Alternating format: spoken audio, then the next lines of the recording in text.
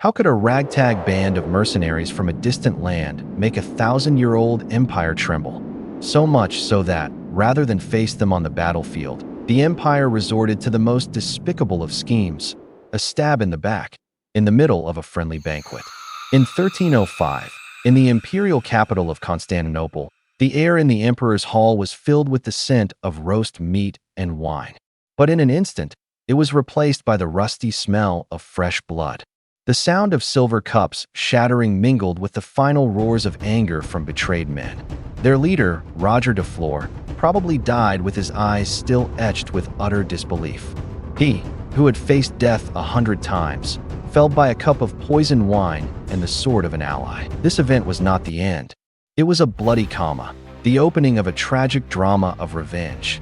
To understand why these soldiers were so dangerous, why their deaths could ignite a hellfire that consumed the land, we must leave the false splendor of Constantinople. We must travel to the place where they were born. The answer lies not in the gold of the East, but in the steel, the stone, and the sweat of a harsh land in the West, where demons are born from the very heart of the earth. That land is Spain. In the late 13th century, the Iberian Peninsula was not a unified nation. It was a patchwork of kingdoms, a chessboard where Christian kings and Muslim emirs played out a bloody game that would last for centuries. This was the backdrop to the Reconquista. But don't imagine this as a noble crusade with large-scale battles. The reality was far more brutal and messy. It was a long, slow-burning war, a low-intensity conflict of endless raids, and reprisals along a fluid border, a wound that never healed. It was in this environment of uncertainty and violence that a unique breed emerged, the Almogavar. Forget the image of knights in shining armor. Imagine rugged, tanned men in leather jackets and sandals. Their bodies were lean but tight as rope. Their eyes squinted as they peered across dusty plains or jagged rocky mountainsides. They were the products of Aragon and Catalonia, arid lands where life was a constant struggle. They were shepherds, hunters, and warriors. The line between the three roles was almost non-existent. Life on the frontier taught them lessons no military academy could teach. They learned that survival depended not on disciplined formation, but on initiative, daring, and the ability to exploit the terrain. They could march dozens of kilometers a day through the most rugged mountains, live on whatever they could hunt or gather, and strike like ghosts when the enemy least expected it. They did not fight for the honor of a distant king. They fought for booty, because booty meant food for their families, a winter less hungry. For them, pillaging was not a sin. It was an essential survival skill. This was the basis of their mentality. War was a job, a means of making a living, and they were the best at it. For generations, this wild energy was confined to local Spanish conflicts. But then an event changed everything. In 1282, a bloody uprising against French rule broke out on the remote island of Sicily, known as the Sicilian Vespers. King Pedro III of Aragon, a strategic and ambitious man, saw an opportunity to extend his influence across the Mediterranean. But to fight in a foreign land, he needed a different kind of army. He didn't need knights accustomed to serving for short periods of time. He needed specialists, full-time soldiers who could fight year after year, and he found them on his doorstep. King Pedro did not create the Almogars, but he was the first to recognize their true potential. He gathered these frontiersmen, organized them, and gave them a much larger stage to showcase their talents. Sicily became their first international contract. Here, over nearly 20 years of fierce fighting, they honed their skills to perfection. They learned how to coordinate in large units, how to conduct naval operations, and most importantly, they realized that their lethal skills were highly valued on the international market. They were no longer shepherds with guns. They were professional soldiers, seasoned veterans. They were a weapon forged in the furnaces of the Reconquista and tempered in the wars of Italy. A perfect weapon, balanced between savage brutality and deadly professionalism. And now that weapon was seeking a new contract, the most lucrative, the most glorious, and the most faithful contract of their lives. The perfected weapon forged in Spain was now on the open market, and the secret to its lethality lay not in its sharp blade or its swift arrow. The real secret, the power that transformed a band of mercenaries into a force capable of reshaping history, lay in its internal structure, in an operating philosophy so unique that it could be considered a revolution in the art of war. If the Almogavar warriors were the iron fist of the company, then their organizational system was its brain and heart, a machine perfectly designed to pursue two goals: maximum profit and absolute destructive efficiency. To see this breakthrough, we need to look back at how warfare was conducted in the Middle Ages. Armies were assembled on loose oaths of loyalty. Knights fought for honor and duty to their lords, but they quickly returned to their manners when the harvest came. Peasants were drafted, fighting reluctantly and deserting at every opportunity. Discipline was a luxury, and coordination was often chaotic. On top of that, soldiers' motivations were fickle. Loyalty could be bribed. Courage could be lost in the face of hunger. Catalan company looked with disdain at this old, inefficient system. They didn't just improve upon it. They tore it down and built something entirely new from the rubble. They applied the ruthless logic of commerce to the chaos of the battlefield. Catalan company didn't operate like a military unit, essentially. It operated like a multinational corporation, a corporation whose sole purpose was to maximize profits for its shareholders. And in this business model, every member, from the highest commander to the lowest foot soldier, was a shareholder. Herein lies the key: the system of dividing up the spoils of war, known simply as a part. When a soldier joins the company, he is not signing a contract for employment. He is making an investment. He is investing his fighting skills, his courage, and his life, and in return he receives a stake in the enterprise. Everything the company collects: gold from the treasury of a captured city, ransom from a captured baron, protection money from a terrified village, even the value of swords and armor stripped from enemy corpses, is considered revenue. This revenue is not plundered haphazardly by individuals.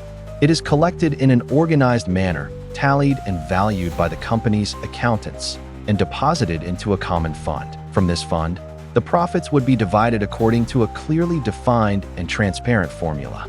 A knight, who had invested more in horses and equipment, would receive a larger share than a foot soldier.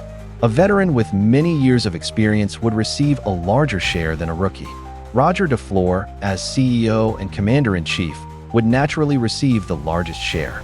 But the most important thing was that, to a greater or lesser extent, everyone would receive their share. Their salary was not a fixed figure. It was a percentage of the overall success. This seemingly simple system unleashed enormous psychological and social power, transforming the Catalan company into a near-perfect military entity. First, it created an iron loyalty, stronger than any feudal oath. Their comradeship was forged in gold. The Catalan soldier did not protect his neighbor simply out of friendship. He protected him because his comrade's survival directly affected his pocketbook. A more effective unit yielded more spoils, and therefore higher dividends. This virtually eliminated desertion. To abandon a company was not only cowardly, it was financially insane. It was like selling shares in a booming company just before dividend day. Second, it established a harsh meritocracy. In the company, your own blood had no value, only the blood of your enemies that you shed. Veterans did not train recruits simply out of duty, they did it for personal gain. A green recruit was a weak link, a risky investment that could cost everyone their lives and their profits. Therefore, sharing knowledge, experience, and combat skills became part of the company's culture. Officers were promoted based on their performance on the battlefield, their ability to lead and deliver results. A smart and ruthless civilian soldier could quickly rise to the rank of commander, something unthinkable in the aristocratic armies of Europe, where power was determined by pedigree. Ultimately, this model instilled a business mindset at every level. Catalan soldiers learned to think like economic strategists. They didn't just look at a city and see a target to conquer. They saw an asset. Would it be more profitable in the long run to destroy it completely to spread terror than to occupy it and turn it into a steady source of tax revenue? Would it be more profitable to spare a group of wealthy merchants for ransom than to kill them for the goods they carried? They became crisis managers, experts in economic warfare, capable of making ruthless decisions based on a cold calculation of profit. So when the Byzantines hired the Catalan company, they were not just hiring a group of soldiers. They were hiring a finely tuned war machine, an organization that combined the discipline of a Roman legion, the ferocity of a pack of hungry wolves, and the business acumen of Genoese merchants. They were a unique phenomenon of their time, and the very perfection of their structure, their fusion of greed and loyalty, would soon become a nightmare for the very people who paid to unleash them. Every machine, no matter how perfect, needs a driver. Every corporation, no matter how ruthless, needs a CEO. And every wolf pack, no matter how bloodthirsty, needs a leader. So who holds the reins of the Catalan war machine? Who is the chief architect, the man who took the rough bricks fired in Spain, glued them together with the mortar of profit, and built a deadly empire? His name was Roger de Flor, and his life was a manifesto for everything the Catalan company stood for. Brilliant, ruthless, charismatic, and ultimately destroyed by his own ambition. Roger de Flor was a product of a world in transition, a man of contradictions. German by birth through his father, a falconer in the service of Emperor Frederick II, he was born in Italy around 1267. He spoke several languages as a diplomat, but wielded a sword as skillfully as a pirate.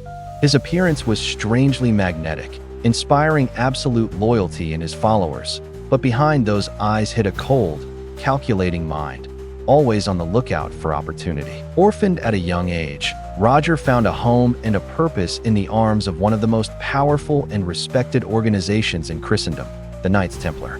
This military order was more than just soldiers of God. They were also bankers, diplomats, and masters of logistics. Under their banner, young Roger received a rigorous training. His intelligence and fighting skills were quickly recognized. In his early 20s, he was given command of the Templar fleet in the Eastern Mediterranean. It was here that he gained invaluable knowledge of the seas and politics of the Byzantine Empire, knowledge that would prove invaluable in his later years. He had been raised to be the epitome of a Christian knight, devout, brave, and willing to sacrifice for the faith. But Roger had a fatal flaw for a Templar. He cared more about profit than about piety. He saw through the nature of power. He saw that even the most holy men were swayed by money and ambition. His experience in the Templar order taught him two things: how to lead a complex military organization and a deep skepticism toward all noble ideals. The defining moment, the moment that stripped him of his white knight's cloak and donned the armor of a mercenary, came in 1291. It was when Acre, the last stronghold of the Crusaders in the Holy Land, fell to Muslim forces. The scene was a living hell. Thousands of desperate people crowded the harbor, searching for a way out. By his oath, Roger de Flor was supposed to fight to the last breath, to die honorably for the faith. But Roger looked at the chaos and did not see the end of the world. He saw a business opportunity. In an act that would define the rest of his life, Roger commandeered the galley he commandeered. But instead of rescuing his fellow knights, he began selling tickets. He loaded the ships with wealthy commoners and nobles who were willing to pay huge sums for passage to safety. As his brothers fell on the walls, Roger de Flor sailed west, his holds filled with gold and jewels. This act of pragmatic self-preservation rather than idealistic sacrifice perfectly encapsulated the mercenary mentality that would later drive the Catalan company. They were men who had seen enough glory to know that gold was better spent than honor, and they valued survival over martyrdom. With the initial capital he had earned from the fall of Acre, Roger reinvented himself. He became a freelance naval commander, a military contractor operating from Sicily, where King Frederick II of Aragon appreciated his skills in fighting rivals and Barbary pirates. Roger's force grew from a single ship into a formidable fleet, supported by infantry veterans of the Sicilian Wars.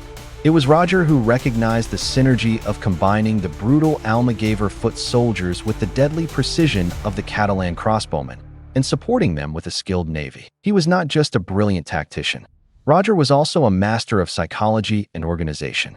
He created the company's command structure, one that balanced discipline with profit sharing to maximize both combat effectiveness and unit cohesion.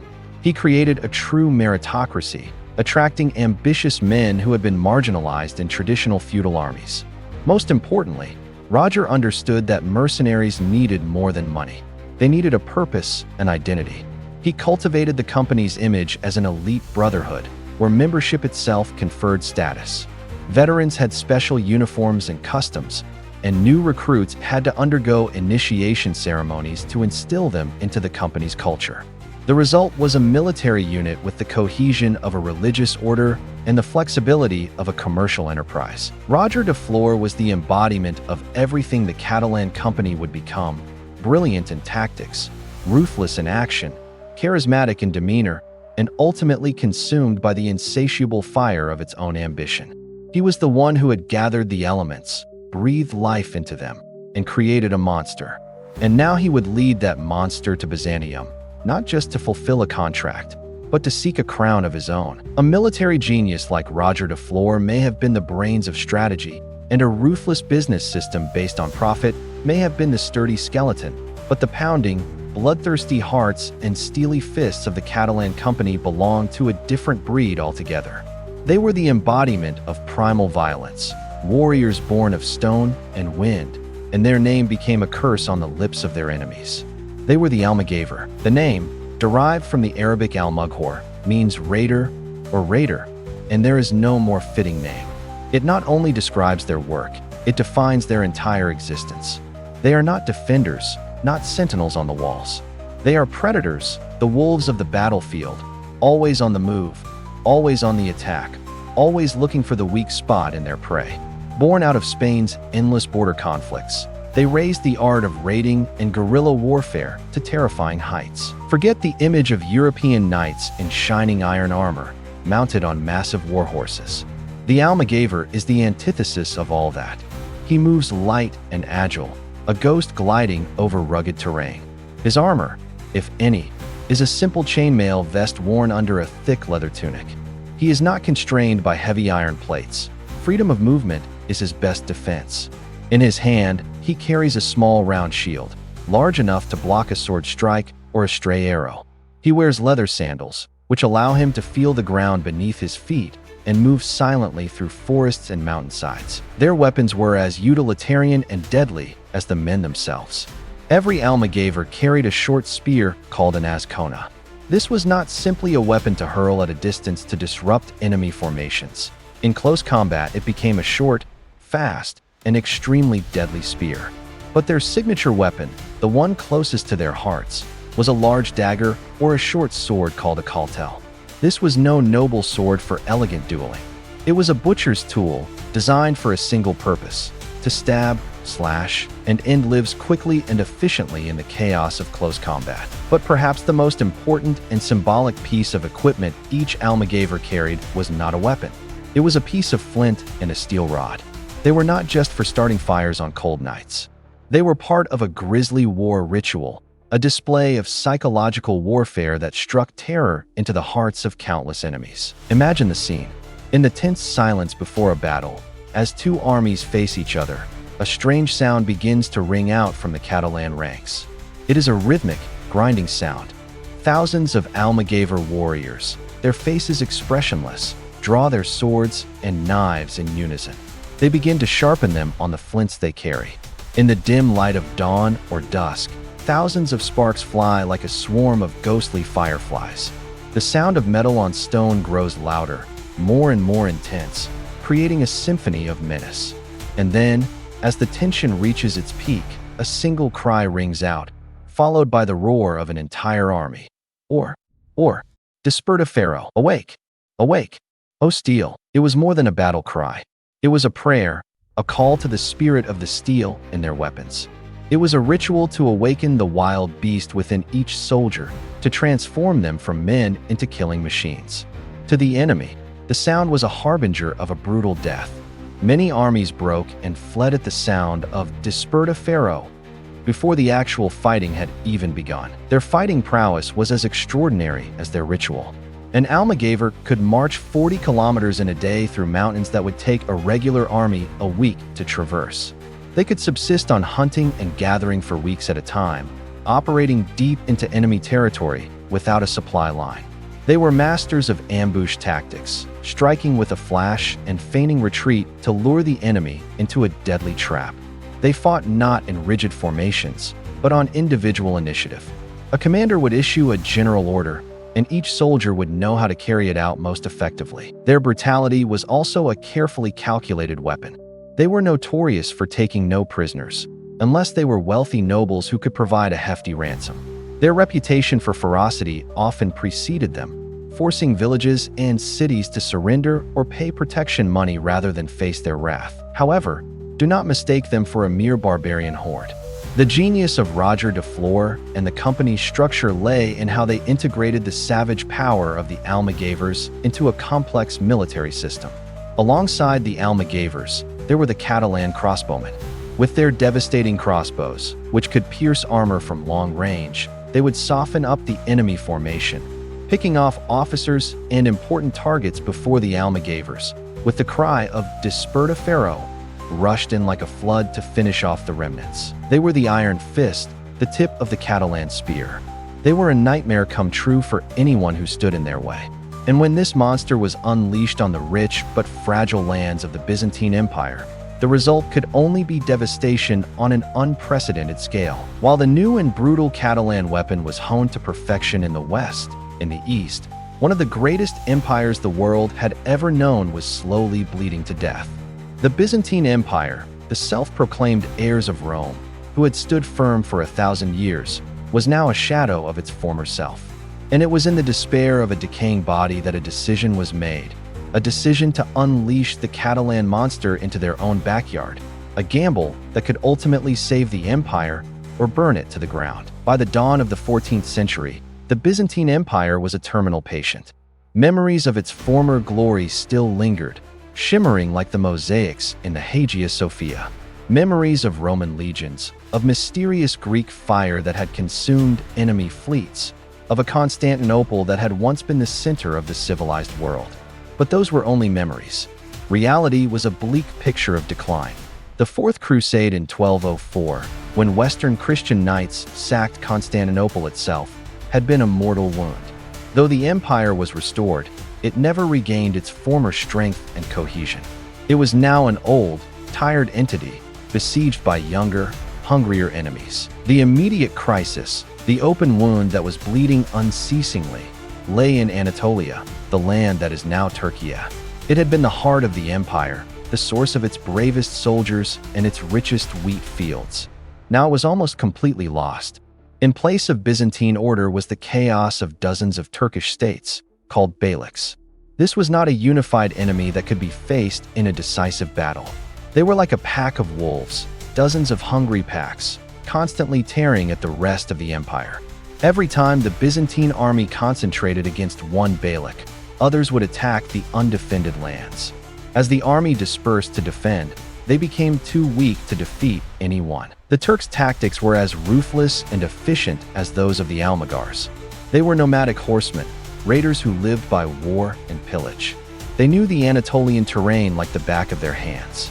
They had the support of the local population, who were tired of the heavy taxes and religious oppression of a distant Byzantine government.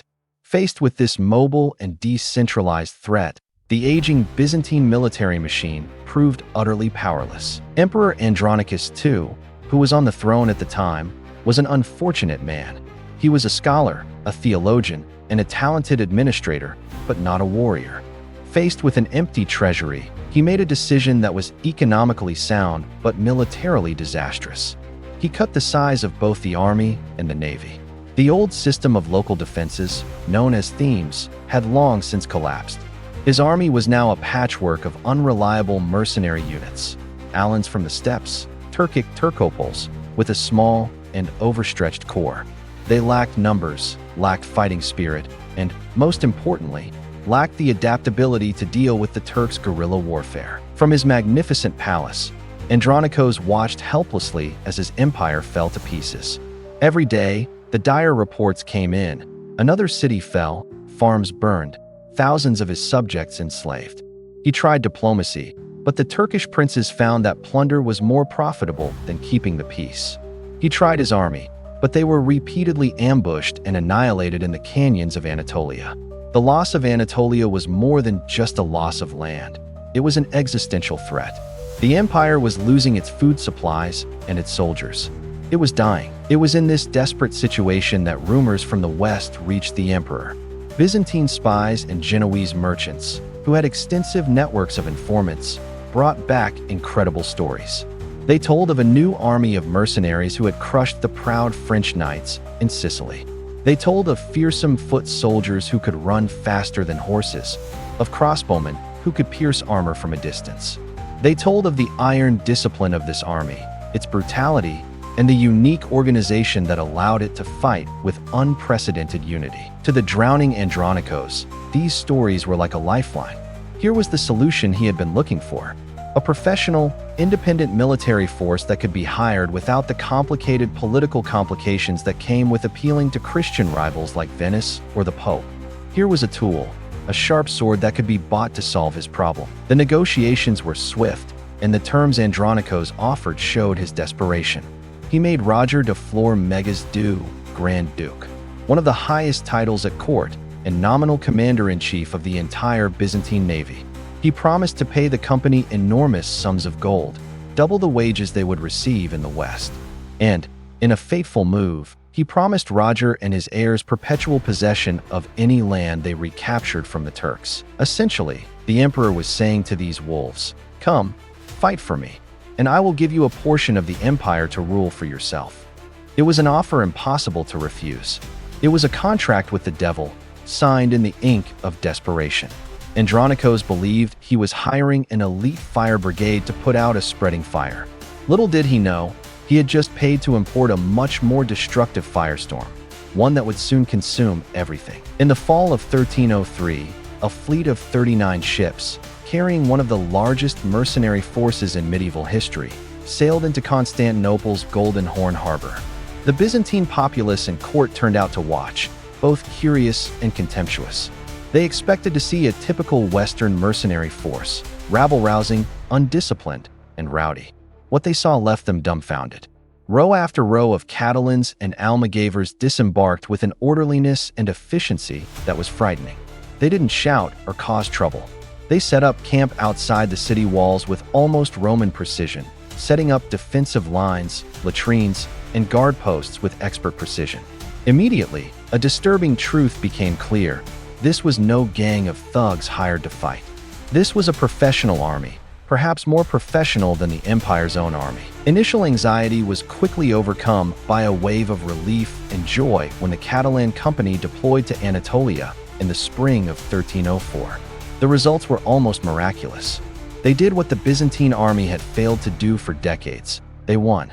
And they didn't just win, they destroyed. Their first campaign was to relieve the city of Cyzicus, a strategic port that had been besieged by the Turks for months and was about to fall. Rather than embark on a costly frontal assault, Roger de Flor showed his tactical genius. He secretly landed his army on the other side of the peninsula and threw the Almogavars into the Turkish rear. Like a pack of wolves released into a flock of sheep, the Almogavars sowed chaos. They raided supply convoys, burned down stores, and disappeared into the mountains before the Turks could counterattack. Within 2 weeks, the Turkish army besieging Cyzicus had collapsed from within. With no food or supplies, they were forced to retreat in disarray, leaving behind a large amount of booty. But their most impressive display came at Philadelphia, the last major Byzantine stronghold in western Anatolia. The city had been under siege for so long that its inhabitants had resorted to eating rats and leather to survive. All previous Byzantine attempts to relieve the siege had been ambushed and destroyed. The situation was hopeless. Once again, Roger de Flor chose not to engage in direct confrontation. Instead, he established a stronghold at Magnesia and began a campaign of economic warfare on a large scale. The Catalan armies attacked simultaneously across a front hundreds of miles wide. Their targets were not just Turkish barracks. They targeted the enemy's economic foundation. The Almogavars destroyed factories, forges, and tax stations. Catalan crossbowmen hid on the hillsides, picking off sentries and scouts, making movement in the area suicidal for the Turks. The Catalan fleet controlled the sea, cutting off any supplies or reinforcements by sea. Within 3 months, the Turks' position had become untenable. They could not concentrate their forces to attack the Catalans without leaving other areas exposed. But if they dispersed, they were too weak to withstand the company's concentrated attacks. The siege of Philadelphia collapsed. For the first time in decades, the imperial flag flew not only over the lands they had held, but also over the lands they had just won. News of these victories sent shockwaves. To the Byzantine people, it was a miracle. But to Andronicus's court, the miracle began to taste bitter. The problem with success, especially resounding success, is that it breeds power. And the Catalan company was becoming alarmingly powerful. First, wealth. The treasure they had captured from the Turks, combined with generous subsidies from the Byzantines, had created a huge treasury. It was estimated that the company's annual income was nearly equal to the revenues of some of the great kingdoms of Europe. This wealth gave them something more valuable than gold: independence. They no longer had to rely on Byzantine salaries to sustain their operations. They could pay their own soldiers, buy their own equipment, and finance their own campaigns. Second was size. The fame of their victories and wealth spread throughout Europe. Mercenaries, adventurers, and outcasts from all over began to flock to Anatolia to join the company. By 1305, Roger de Flor's force had grown to nearly 10,000 men. This was no longer a mercenary army. It was a powerful private army. And this is where the paradox of success began to emerge. The empire needed the Catalans to hold the lands it had just conquered, but their presence began to pose a greater threat than the Turks. In the lands they liberated, the Catalans did not surrender control to Byzantine officials. They established their own administration. Catalan officers appointed mayors, collected taxes, and enacted laws. They turned the imperial lands into their personal fiefdoms. They were acting as a state within the empire. Emperor Andronicus now found himself in a dilemma. He could not fire them, for if he did, the Turks would immediately invade. But he could not control them either. When he tried to order Roger de Flor to move some of his troops to another front, Roger flatly refused, arguing that it would affect the efficiency of operations. The employer could no longer command the employee. In Constantinople, the mood had changed. Initial admiration gave way to suspicion, then fear, and finally hostility. The Genoese merchants who had originally brokered the deal now grew jealous of the Catalans' power and wealth and began to spread malicious rumors. Byzantine nobles and officials looked upon Roger de Flor's bottomless ambition and believed that he wanted not just a fiefdom, but perhaps the throne of the empire. They saw the company not as saviors, but as a malignant growth growing in the body of the empire, a tumor that needed to be excised. The relationship had reached a point of no return. The company was too successful to be trusted, too powerful to be controlled. It would never relinquish the power and wealth it had won in blood. And the empire would never tolerate the existence of an independent, arrogant military power on its soil. Confrontation was inevitable. Both sides were sharpening their swords in secret. The only question that remained was, who would strike first? The atmosphere between the Catalan company and the Byzantine court was now thick with suspicion and hostility. It was like the still, stifling air before a storm.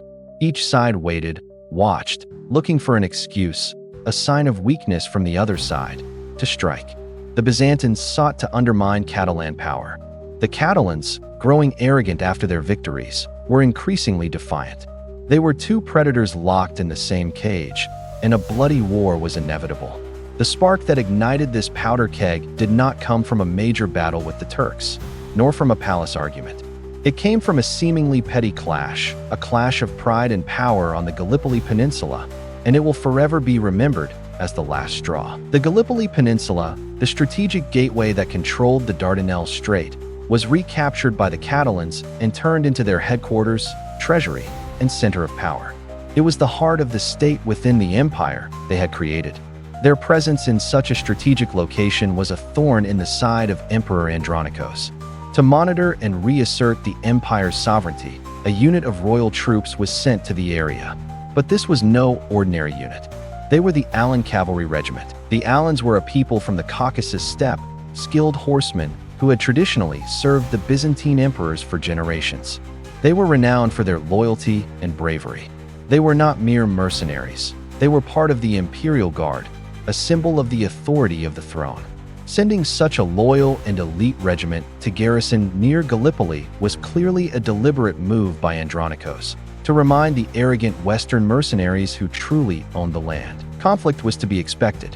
The proud Alan soldiers, who saw themselves as subjects of the emperor, could not bear to be treated as inferiors by what they saw as barbarian mercenaries.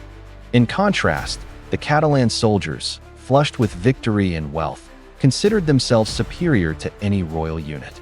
Friction began to arise over the smallest of things: disputes over patrol rights, conflicts over who had the right to collect taxes or protection, money from the locals, and simple drunken brawls between soldiers from both sides. But beneath these petty clashes lay a deeper power struggle.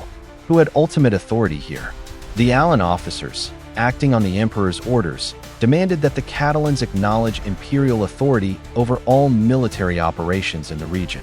To them, this was a reasonable request, but to the Catalans, it was an unacceptable affront. The confrontation came to a head when an Allan officer, perhaps in an attempt to assert his authority, attempted to arrest several Catalan officers for insubordination. This was the spark.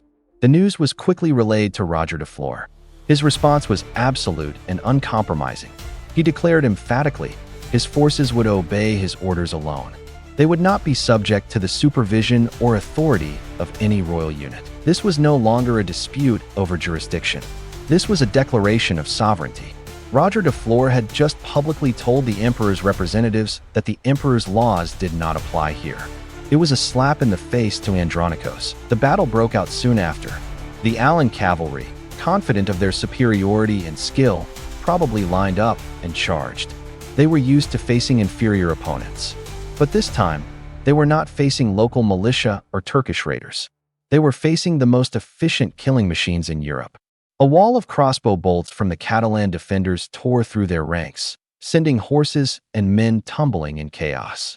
And before they could gather their wits, the Almogavar warriors, with the echoing cry of "Desperta Ferro," charged from both flanks. The battle was short and brutal.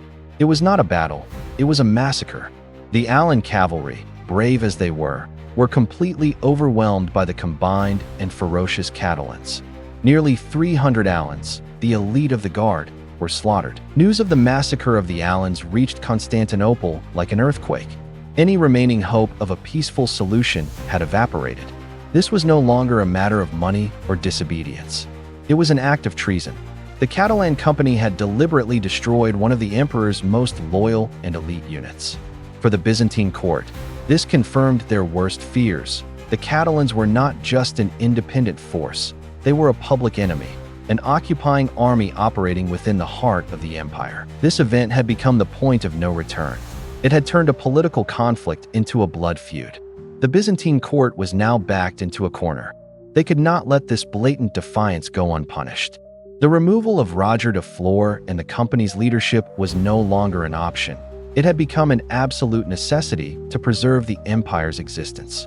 Catalan pride had taken them too far. They had won a battle, but they did not realize that they had just lost a much larger war. They had signed their own death warrant. The question now was not whether the court would intervene, but how.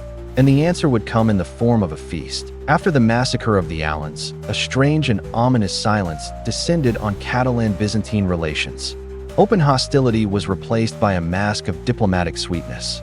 Emperor Andronicus, and especially his son, co-emperor Michael IX, suddenly became extremely amiable. They sent envoys bearing apologies, renewed promises, and praise for Roger de Flor's bravery. They said that the Allan affair had been an unfortunate misunderstanding, a mistake by subordinates. They needed the company, they said, for greater campaigns in the future. It was a carefully staged play, a poison coated in sugar. And Roger de Flor, blinded by pride and deafened by confidence, drank the poison. In April 1305, Michael IX sent a formal invitation to Roger de Flor. He was invited to the palace in Adrianople for a grand banquet, to honor his services and to renew the bonds of friendship between the two sides. For a more cautious person, this invitation would have set off alarm bells. But Roger de Flor was not a cautious man. His pride, which had brought him to the top, had now become his downfall. He did not see a trap in this invitation. He saw the capitulation of the empire. He believed that the Byzantines had finally realized that they could not resist him and were forced to accept his demands. With 130 of his most trusted officers and commanders, Roger set out for Adrianople. He left the bulk of his army at Gallipoli, taking only a small escort of Almogavar cavalry and infantry. They entered the city to the cheers of the populace, who had been ordered to cheer those about to be executed. When Roger and his officers entered the palace hall, they were overwhelmed by the opulence. There were rich tapestries, flickering candles, and tables laden with delicacies. Michael IX greeted them with a radiant smile and a warm embrace. The feast began. Wine was poured. Cheers were in the air. The Byzantine nobles, who only a few weeks before had been whispering curses behind the Catalans' backs, now raised their glasses to praise their courage and skill. Roger and his men, after years of hard fighting, were now enjoying the fruits of their labor. They drank heavily, laughed loudly, and were completely caught off guard. They were celebrating their victory, unaware that they were attending their own funeral. For those who knew the outcome, it was a breathtaking scene. Sheep feasting happily in the den of wolves, completely unaware of the cold eyes watching them from the shadows. And then, the moment came. As the Catalans drank and reveled in their complacency, Michael IX gave a predetermined signal. Perhaps it was a subtle nod or a hand gesture. Immediately, the action began. The doors of the great hall were slammed shut and bolted. The Byzantine soldiers, who had been posted in adjoining rooms or disguised as servants, drew their weapons. For a moment, the festive atmosphere of the feast froze, replaced by a deadly silence. Then came the horrified realization on the faces of the Catalans. But it was too late. The slaughter was swift and brutal. Roger de Flor, the Grand Duke, who had survived hundreds of battles, was perhaps the first to fall, stabbed in the back by Michael's personal guards. His commanders, seasoned warriors, now unarmed, drunk, and caught by surprise, had no chance. They were killed where they sat, collapsed at the banquet tables. The screams, the clanging of metal, the overturning of chairs and tables combined to create a symphony of betrayal. Catalan blood mixed with red wine, flowing across the marble floor. But the purge did not end there. Outside the palace, the small Catalan escort waiting impatiently was attacked by the overwhelming Byzantine army. Most of them were killed after a desperate fight. At the same time, orders were sent throughout the empire. Kill any Catalan on sight. In Constantinople, an organized massacre took place. Catalan merchants, who were not affiliated with the army, were dragged from their homes and killed in the streets. Small Catalan units stationed elsewhere were also attacked and destroyed.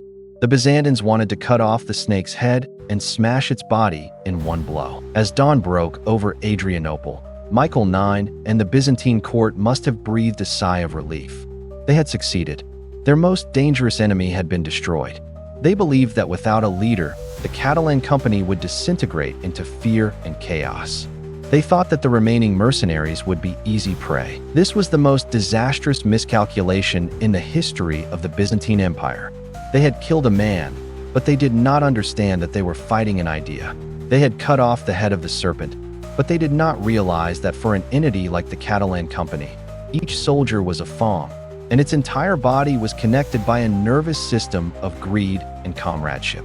They had forgotten the nature of the people they had betrayed. They were not soldiers who would run away when their general fell. They were shareholders in a company that had just been robbed of its leader and a large part of its assets. When news of the massacre reached the main camp at Gallipoli, a deadly silence fell over the army. That silence was quickly replaced by anguish, and then that anguish crystallized into something else: a cold, collective, unshakable rage. Their contract with the empire had been broken in blood. Now a new contract had been written. A contract with no terms, no money. Only a single goal, and revenge they did. The Catalan fury, unleashed by the betrayal at Adrianople, became one of the darkest and most brutal chapters in European history. Over the next decade or so, they turned the fertile Byzantine lands of Thrace and Macedonia into a wasteland. They sacked cities, burned villages, and massacred soldiers and civilians alike indiscriminately. The prayers in Byzantine churches were no longer for victory, but for deliverance from Catalan fury.